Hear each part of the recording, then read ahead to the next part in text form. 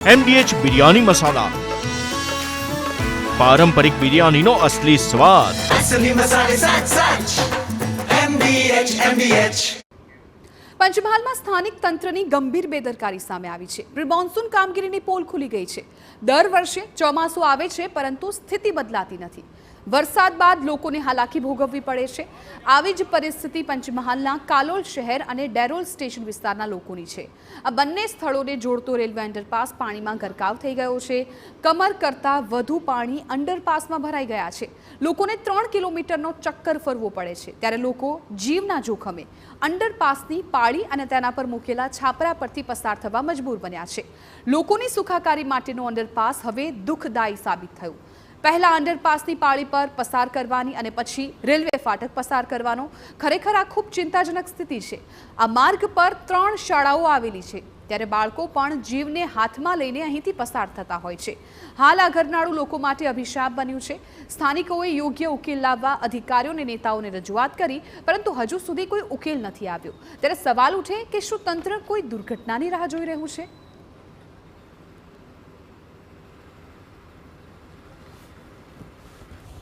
પંચમહાલ જિલ્લાના કાલોલ તાલુકાના કાલોલ શહેર અને ડેરોલ સ્ટેશન, જે રેલવે સ્ટેશન આવેલું છે, બાજુમાં જ ગામ આવેલું છે. વચ્ચે એક ફાટક હતો. તે ફાટકને દૂર કરી અને પહેલાં ઓવરબ્રિજનું આયોજન કરવામાં આવ્યું હતું. 7 થી 8 વર્ષનો લાંબો સમય વીત્યા બાદ પણ હજુ સુધી આ બ્રિજ બન્યો નહીં.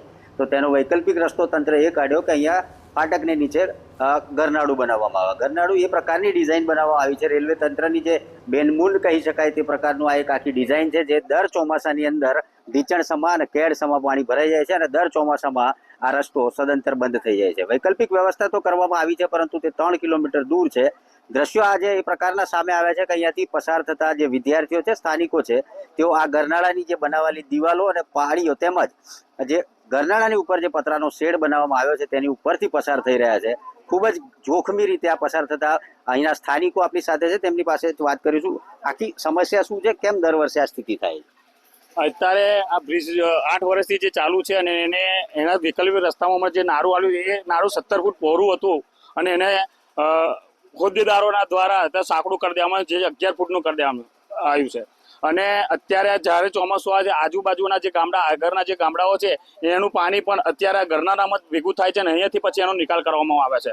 એટલા માટે અત્યારે જે પાણી છે ફૂલ જમા થઈ જાય છે. આખો માણસ ડૂબી જાય એટલું પાણી જમા થઈ જાય છે. એના માટે પંચાયતને અત્યારે આરએમબી દ્વારા તે સરકાર તરફથી પંચાયતને સોંપેલું છે. પંચાયત દ્વારા અત્યારે 2 દિવસે પાણી કાઢવામાં આવે છે, જેથી અમારે આ વૈકલ્પિક રસ્તો મળે, જે પિંગરી ફાટક એટલે કે હજી 3 કિલોમીટર ફરી અને પાછું આવવાનું હોય છે. એ પણ રસ્તો એટલો બધો ખરાબ છે, એટલા બધા ત્રાહીમામ છે. મજબૂરીમાં સ્કૂલના વિદ્યાર્થીઓ, હજારો લોકો પતરાના શેડ પરથી પસાર થવું પડે છે અને પતરાનો શેડ પણ ગમે ત્યારે તૂટે અને પાણીમાં પડે તો કોઈ પણ હાનિ પહોંચી શકે છે અને જીવનું જોખમ પણ. શું કહેશો, કેટલા સમયથી આ સ્થિતિનો સામનો કરવો પડે? આનો નિકાલ શું? આ છેલ્લા 5-6 વર્ષથી આ નાળું ભરાઈ જ જાય છે, પણ તેનો નિકાલ સિસ્ટમેટિક થતો નથી. એને લીધે સ્કૂલના છોકરાઓને અને ગામના લોકોને તથા આગળ પાછળના ગામના લોકોને અવર જવર કરવામાં ઘણી જ તકલીફ પડે છે અને આખા ડૂબી જવાય એટલું પાણી અહીંયા ભરાઈ જાય છે, પણ એનો નિકાલ થતો નથી, સમયે થતો નથી. ચોક્કસથી અહીંયાથી જે સ્થાનિકો છે તે કહી રહ્યા છે, તે પાણીનો નિકાલ ન થવાને કારણે આ પ્રકારની સમસ્યા દર વર્ષે સર્જાય છે. અન્ય એક સ્થાનિક છે, શું કહેશો, આ સમસ્યાનું નિરાકરણ માટે કોઈ રજૂઆતો કરવામાં આવી? ઘણી રજૂઆતો કરી સાહેબ. MLA સાહેબને, MP સાહેબને બધાને રજૂઆત કરી, પણ આનો એક કોઈ નિકાલ થઈ શક્યો નથી. કારણ કે MDH કિચન કિંગ મસાલા રસોડામાં હોય તો આપણે કંઈ પણ બનાવી શકીએ છીએ. રીંગણાનો ઓળો, બટેટા ફુલાવર, ભીંડી મસાલા અને બીજું ઘણું બધું. MDH